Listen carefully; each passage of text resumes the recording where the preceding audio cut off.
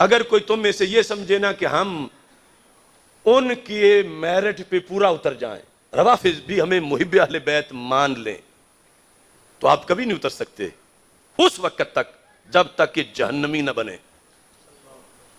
یہ ہمارے یہاں ائمہ نے لکھا، کیونکہ ان کی ہر بات میں فرق ہے۔ اب آیت تطہیر میں حضرت پیر سیدنا مہر علی شاہ صاحب رحمۃ اللہ علیہ آپ کی ایک مثال دے کر میں اس بات کو آگے بڑھاتا ہوں اور ان لوگوں کو دعوت فکر دیتا ہوں کہ آپ اپنے بڑوں کی تو پڑھو۔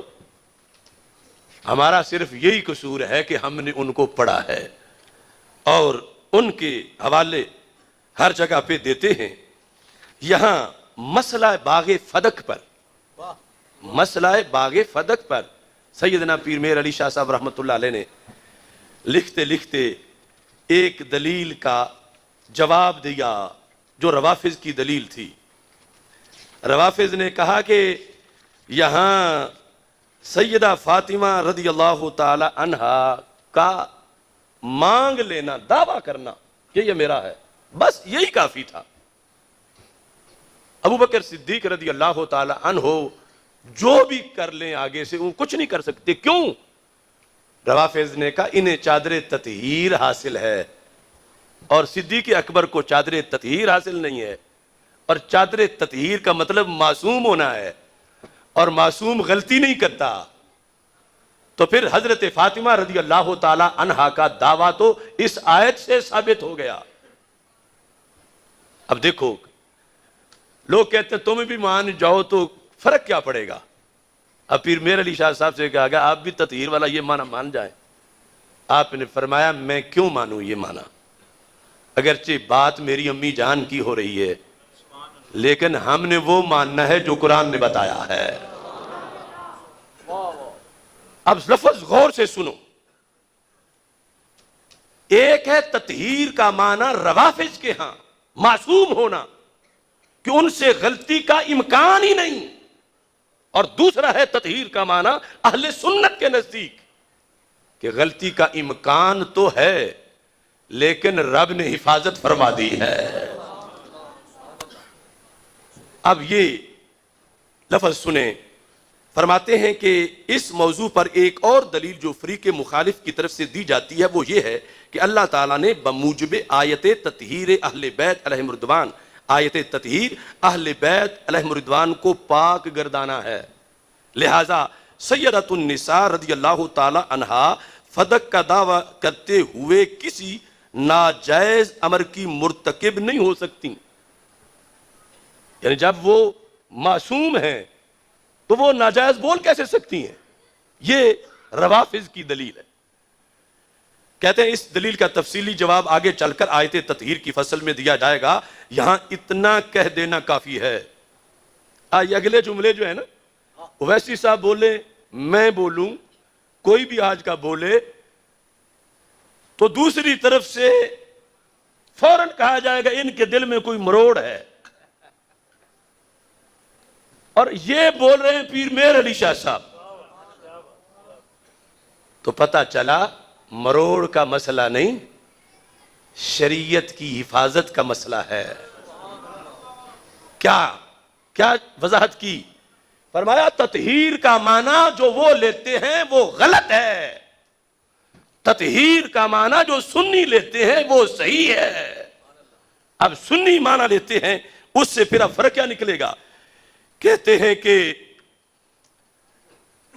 آیت تطہیر کا مطلب ہرگز یہ نہیں، ہرگز یہ نہیں، آیت تطہیر کا مطلب ہرگز یہ نہیں کہ یہ پاک گروہ معصوم ہے۔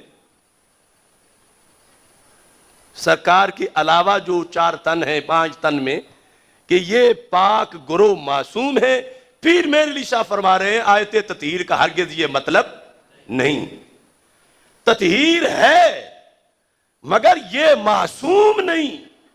کیوں؟ معصوم صرف رب کے نبی ہیں انسانوں میں۔ تطہیر کیا جو معنی رب نے دیا وہ بھی بڑی شان ہے، لیکن تطہیر کا یہ مقصد نہیں کہ انہیں نبیوں کے ساتھ ملایا جائے۔ نبی معصوم ہیں انسانوں میں، اور یہ فرمایا کہ آیت تطہیر کا مطلب ہرگز یہ نہیں کہ یہ پاک گروہ معصوم ہیں اور ان سے کسی قسم کی بھی خطا کا سرزد ہونا ناممکن ہے.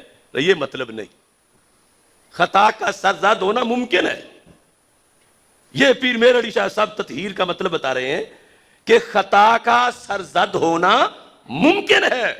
تو پھر فرماتے ہیں اس کا یہ مطلب ہے کہ اگر بمقتضائے بشریت ان سے کوئی خطا سرزد بھی ہو تو وہ عفو و تطہیر الہی میں داخل ہوگی، رب عفو کر دے گا. یہ نہیں کہ خطا ممکن ہی نہیں رہی. لہذا فرماتے ہیں سیدۃ النساء رضی اللہ تعالی عنہا کی تحریک اور سلسلہ جنبانی نے ہم کو سمجھا دیا کہ آیت یوصیکم اللہ فی اولادکم للذکر مثل حظ الانثیین میں خطاب امت کی طرف ہے، اور خلفائے ثلاثہ کے علاوہ اہل بیت پاک علیہم الرضوان نے بھی باغ فدق کے غیر مورث ہونے کو اپنے عمل سے ثابت کر دکھایا، اور سارے عالم پر واضح ہو گیا، سارے جہان پر، کہ جناب سیدۃ النساء رضی اللہ تعالی عنہا بھی بوجہ بدعت الرسول علیہ السلام ہونے کے ابدیت محضہ کی وارث ہیں، اور اپنے والد ماجد علیہ السلام کی طرح ان کی عالی اور پاک شان بھی ملکیت کے دھبا اور خدائی فیصلے پر ناراضگی کے نقص سے منزہ اور پاک ہے. یعنی یہ فرمایا کہ مسئلہ باغ فدق میں یہ روافض تم دلیل نہ بناؤ کہ معصوم تھی تو مانگنا ہی حق کی دلیل ہے، پرانی خطا کا امکان تھا. لیکن جب آگے سے حدیث آئی تو ان کی یہ شان ہے کہ جن کے جگر کا ٹکڑا ہے ان کی حدیث سن کے سر تسلیم خم کر لیا. اب میں حدیث سے صرف اس کی وضاحت آپ کو سمجھانا چاہتا ہوں. ہمارے ہاں ایک یہ بیانیہ ہے کہ بغض تو آل بیت کا ہر طرح کا یقیناً نقصان دہ ہے، تھوڑا سا بھی ہو.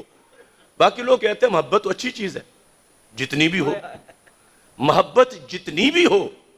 اور وہ برملا کہتے ہیں ہم نے پیار کرنا ہے مولا علی رضی اللہ تعالیٰ عنہ سے، یہ کتابیں یہ حوالے مت پیش کرو، ہم نہیں دیکھیں گے ان کو، ہمیں علی علی کرنے دو، ہم نے پیار کرنا ہے، پیار میں حدیں نہیں ہوتی.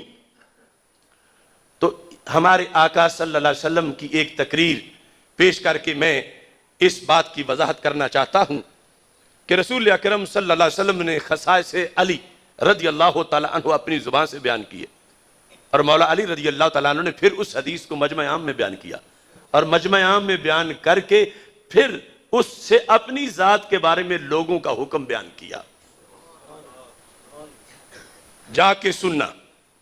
یہ حدیث مسند امام احمد میں بھی موجود ہے، مشکات شریف میں 6102 نمبر حدیث ہے. مسند امام احمد کے اندر جلد نمبر 1 میں 160 صفحے پہ ہے. حضرت مولا علی رضی اللہ تعالیٰ عنہ خود روایت کرتے ہیں، مولا علی کی شان میں سرکار کا فرمان اور مولا علی کی روایت. رسول پاک صلی اللہ علیہ وسلم نے فرمایا فی کا ماسالم من عیسیٰ، اے علی تمہارے اندر ایک جھلک حضرت عیسیٰ علیہ السلام والی ہے.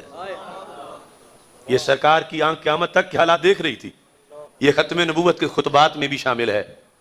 فی کا ماسالم من عیسیٰ، تمہارے اندر ایک وصف حضرت عیسیٰ علیہ السلام والا ہے.